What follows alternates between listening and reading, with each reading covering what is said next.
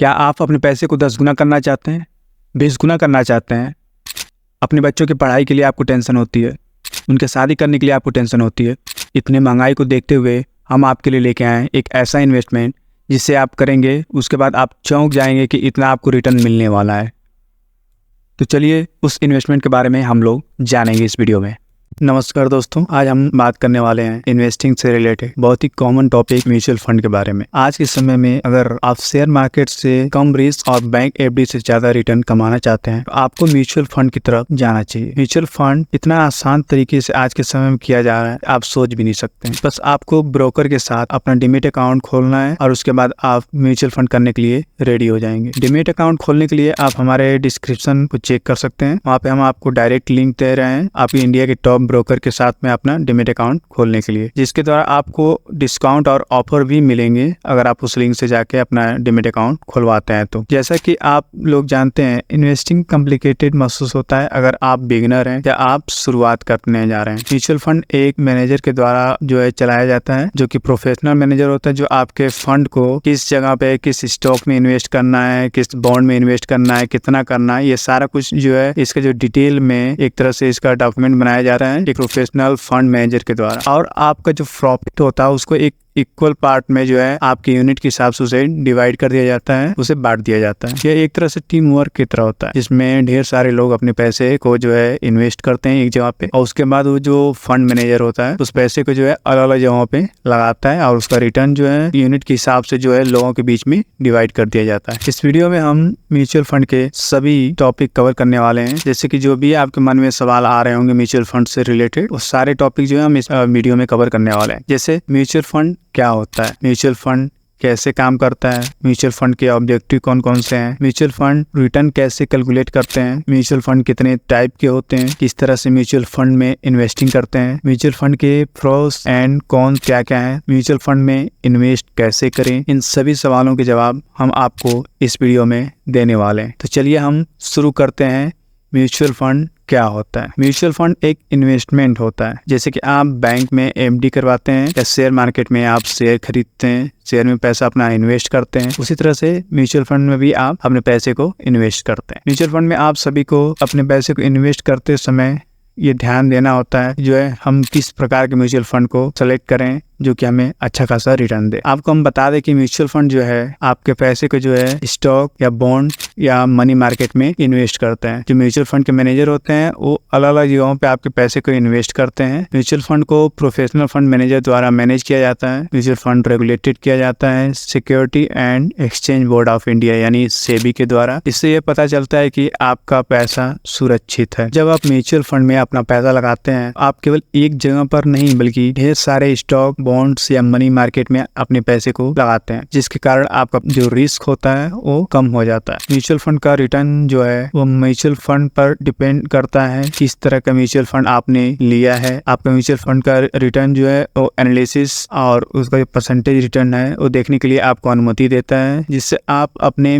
Fund का return calculate कर सकते हैं, अपने अर्निंग को देख सकते हैं। अगला क्वेश्चन को हम लोग कवर करते हैं। अब हम जानेंगे म्यूचुअल फंड काम कैसे करता है। Mutual fund per unit value में दिया जाता है, जिसे हम NAV यानी नेट एसेट वैल्यू कहते हैं, जो इस प्रकार निकाला जाता है। ऑल इन्वेस्टमेंट की value divided by number of investor, यानी टोटल इन्वेस्टमेंट की वैल्यू कितनी है और कितने इन्वेस्टर ने उसमें पैसा अपना लगाया है उससे डिवाइड किया जाता है। तो उसके बाद हमें NAV नेट एसेट वैल्यू देखने को मिलता है। अगर आपके पोर्टफोलियो में इन्वेस्टमेंट की वैल्यू चेंज होती है तब आपके NAV की वैल्यू भी चेंज होती है, जो आपके परफॉर्मेंस को दिखाती है। म्यूचुअल फंड कई प्रकार की सुविधा देता है इन्वेस्टर को, जैसे कि हम म्यूचुअल फंड के फंक्शन और NAV के बारे में जानेंगे। NAV क्या होता है? अगर आपको याद हो तो NAV जो होता है नेट एसेट वैल्यू, जिसको हमने कैलकुलेट करने के लिए पहले फार्मूला बता दिया है। अब हम बात करने वाले हैं पर यूनिट वैल्यू। इसको निकालने के लिए हमें जानना जरूरी है कि पर यूनिट वैल्यू कैसे काम करता है। इमेजिन कीजिए कि आपके पास 1000 रुपया है जो आप इन्वेस्ट करना चाहते हैं, जिसका NAV 10 रुपया है, तो आपको पर यूनिट कितना मिलेगा? पर यूनिट निकालने के लिए हमें इन्वेस्टमेंट डिवाइडेड बाय NAV यानी 1000 डिवाइडेड बाय 10 करेंगे, हमें 100 यूनिट मिलेगा। आप सोचेंगे फंड एसेट अगर चेंज होता है तो क्या हमारा फंड की वैल्यू भी बढ़ेगी? जी हाँ, बिल्कुल बढ़ेगी। अब आपकी NAV 20 हो जाए तो आपका 100 यूनिट जो आपको पहले 1000 रुपये में मिल रहा था, अब उसकी कीमत जो है 2000 रुपये हो जाएगी। इससे ये पता चलता है कि परफॉर्मेंस इम्पैक्ट करता है आपके रिटर्न पर। म्यूचुअल फंड को टाइम पीरियड के हिसाब से हम 2 टाइप्स में डिवाइड करते हैं, जैसे कि आप लोग जान पाएंगे। पहला जो है हम शॉर्ट टर्म के लिए डिवाइड करते हैं, दूसरा है लॉन्ग टर्म के लिए डिवाइड किया जाता है। शॉर्ट टर्म में जो है कम पीरियड टाइम पीरियड होता है, लॉन्ग टर्म में जो है टाइम पीरियड जो है 1 साल से ज्यादा होता है, उसे हम लॉन्ग पीरियड इन्वेस्टमेंट कहते हैं। हम जान लेते हैं कि म्यूचुअल फंड के ऑब्जेक्टिव क्या क्या होते हैं। जैसे कि म्यूचुअल फंड के ऑब्जेक्टिव जो इन्वेस्टर को इन्वेस्ट करने के लिए आगे लाते हैं, उसमें पहला ऑब्जेक्टिव जो है डाइवर्सिफिकेशन, माने कि आपका पैसा किसी एक जगह पर या स्टॉक या बॉन्ड या इन्वेस्ट नहीं होता है, बल्कि एक से ज्यादा जगह पर इन्वेस्ट किया जाता है। दूसरा इसका ऑब्जेक्टिव है कैपिटल प्रिजर्वेशन, जिससे आपका इन्वेस्टमेंट अच्छी जगह पर इन्वेस्ट रहता है, प्रिजर्व रहता है, क्योंकि म्यूचुअल फंड जो है सेबी के अंडर में आता है, जिससे आपका पैसा सुरक्षित रहता है। तीसरा इसमें आता है tax saving, equity linked saving scheme जो होता है ELSS या टैक्स सेविंग फंड भी इसे हम कर सकते हैं। इससे आपका टैक्स जो है बचता है, वो भी 1.5 लाख पर फाइनेंशियल ईयर के हिसाब से आपको ये जो है चेंज भी किया जा सकता है गवर्नमेंट के द्वारा। अलग अलग गवर्नमेंट के हिसाब से अलग अलग स्कीमें आती रहती हैं, उसके हिसाब से ये चेंज भी किया जाता है। अगले क्वेश्चन पे हम लोग बढ़ते हैं, म्यूचुअल फंड रिटर्न कैसे कैलकुलेट करते हैं। इसमें कई मेथड इन्वॉल्व होते हैं जो आपके इन्वेस्टमेंट परफॉर्मेंस को एक यूनिक इंसाइट प्रोवाइड कराते हैं। पहले हम एब्सोल्यूट रिटर्न के बारे में बात करते हैं। एब्सोल्यूट रिटर्न आपके म्यूचुअल फंड को वैल्यू एक स्पेसिफिक पीरियड के बाद परसेंटेज चेंजेस को मेजर करता है। इसका फॉर्मूला कुछ इस प्रकार है, absolute return equal to present NAV minus initial NAV divide by initial NAV into 100। Example के तौर पे अगर आपका पहला NAV 30 है और आपका प्रेजेंट NAV 45 है, आपका जो एब्सोल्यूट रिटर्न होगा वो करीब आपका 50% हो जाएगा। अब हम कैलकुलेट करने वाले हैं एनुअलाइज्ड रिटर्न, जो आपके एब्सोल्यूट रिटर्न से ही मिलता जुलता होता है, जिसे हम SAR भी कहते हैं। SAR इक्वल टू होता है 1 plus absolute rate of return divide by 365 divide by number of days minus 1। जैसे कि मैं आपको पहले NAV का फॉर्मूला बता चुका हूँ, जिसमें आपको एग्जाम्पल के तौर पे मैंने बताया था, जिसमें 50% जो है NAV आया था, तो उसी के हिसाब से हम जो है SAR कैलकुलेट कर लेते हैं उसी NAV के वैल्यू के हिसाब से। तो इसमें हम SAR कैलकुलेट करते हैं, तो हमारा SAR निकल के आता है 73%। अब हम अगले फार्मूला की तरफ बढ़ते हैं। अब कैलकुलेट करेंगे CAGR, compounded annual growth rate. CAGR एक एवरेज ग्रोथ होता है कई सालों के ग्रोथ रेट को मिलाकर। CAGR का फार्मूला होता है प्रेजेंट NAV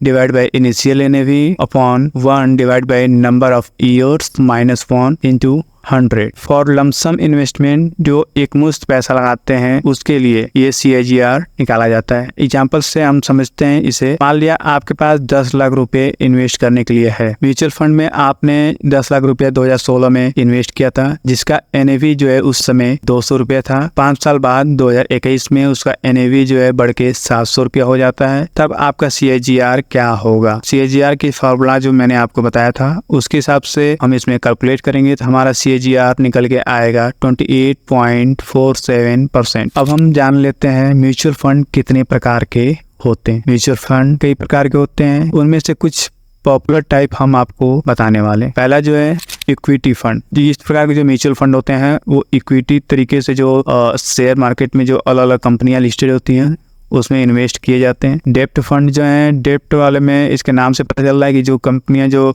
जहाँ पे डेप्ट दिया जाता है यानी उधारी दी जाती है वहाँ पे इसका जो है इन्वेस्टमेंट किया जाता है। हाइब्रिड फंड जो होते हैं इन दोनों को मिला के एक तरह से किया जाता है। उसके बाद इंडेक्स फंड आते हैं, जैसे हमारा निफ्टी इंडेक्स या बैंक निफ्टी इंडेक्स है या किसी और तरीके के जो इंडेक्स होते हैं उसमें इंडेक्स फंड में यूज किया जाता है। सेक्टर फंड जो होते हैं, सेक्टर वाइज जो अलग अलग फंड होते हैं, जैसे फार्मा सेक्टर या आपका जो है FMCG सेक्टर, अलग अलग सेक्टर वाइज जो है डिवाइड किया जाता है, तो उसको हम लोग सेक्टर फंड को बोलते हैं।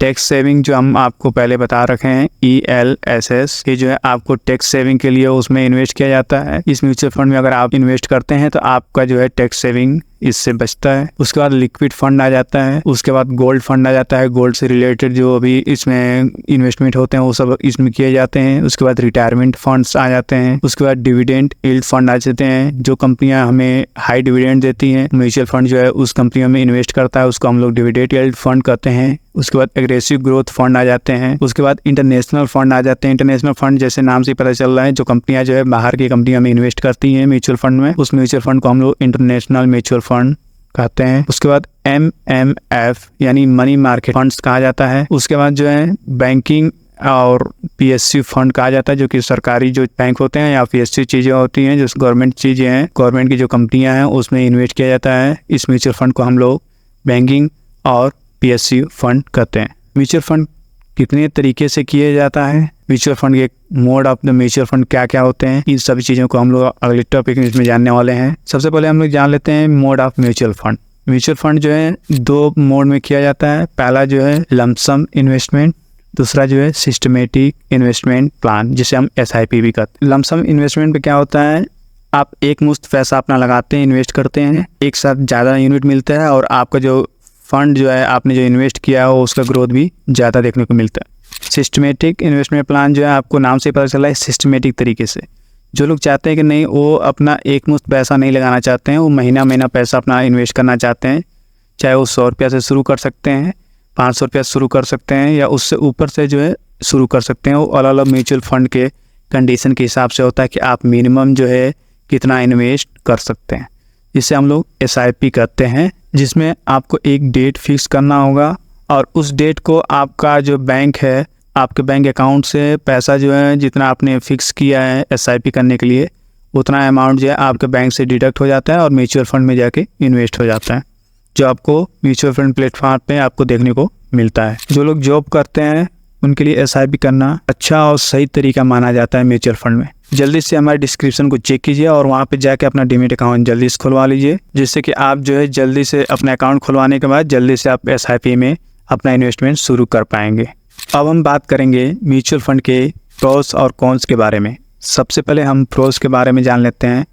म्यूचुअल फंड के प्रोस कौन कौन से हैं, जैसे कि लिक्विडिटी। इसमें हमें लिक्विडिटी देखने को मिलती है क्योंकि हमारा इन्वेस्टमेंट जो है अलग अलग कंपनियों में इन्वेस्ट किया जाता है।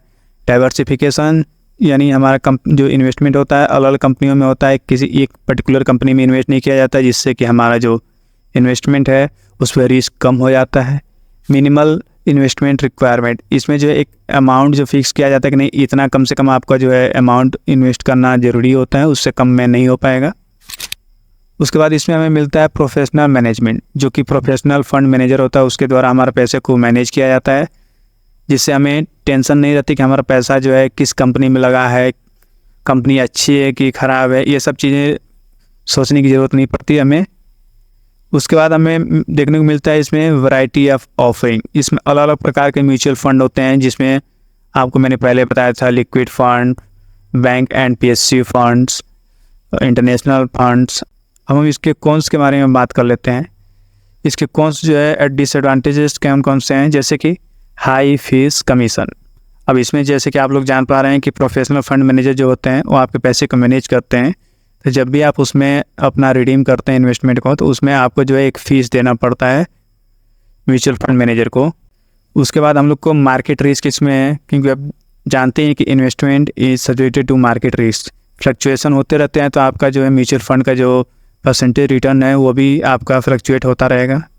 उसके बाद हम लोग इवेलुएटिंग फंड्स, जो फंड को सही तरीके से सिलेक्ट करने में प्रॉब्लम होती है, क्योंकि हम लोग ये नहीं जान पाते कि किस म्यूचुअल फंड को हम लोग को लेना चाहिए। उसके बाद जो इसमें कौन से है, नो गारंटी। नो गारंटी का मतलब से ये है कि आपका जो म्यूचुअल फंड है उसमें कोई फिक्स अमाउंट का जो परसेंटेज आपका नहीं बताया जाता है कि नहीं आपको इतना परसेंटेज फिक्स मिलने वाला है। इसका जो है आपका रिटर्न का जो परसेंटेज है वो आपको फ्लक्चुएट होता रहेगा टाइम के हिसाब से, अलग अलग इन्वेस्टमेंट जो है अलग अलग म्यूचुअल फंड के हिसाब से कि किस म्यूचुअल फंड में किस कंपनी में इन्वेस्ट किया गया है। और अंतिम क्वेश्चन आपको हम लोग जो है इस टॉपिक में म्यूचुअल फंड के बारे में बताने वाले हैं, जो कि ये है कि म्यूचुअल फंड के बारे में सब कुछ जान लिया है, लेकिन अब इन्वेस्ट कैसे करें। आपके लिए सबसे पहले आपको प्लेटफॉर्म सेलेक्ट करना होता है, जो कि मैंने आपको बता ही दिया है कि मैंने डिस्क्रिप्शन में लिंक दे दिया, वहाँ से आप जाके डीमैट अकाउंट खुलवा लें। उसके बाद फंड को पिकअप करना होता है कि कौन सा म्यूचुअल फंड हमारे लिए सही है। उसके बाद जो है हम अपने इन्वेस्टमेंट को डिसाइड करते हैं कि हम लोग को कितना इन्वेस्टमेंट करना चाहिए। फ्रेंड्स, आज के इस वीडियो में जो है म्यूचुअल फंड के बारे में यही सारे डिटेल जो है हमने बात किया। अगर इस वीडियो से आपको नॉलेज मिली हो तो लाइक और सब्सक्राइब जरूर से कीजिएगा। अब कमेंट में हमें बताइएगा कि किस टॉपिक पे आप अगला वीडियो चाहते हैं। फिर मिलते हैं नेक्स्ट वीडियो में, तब तक के लिए जय हिंद दोस्तों।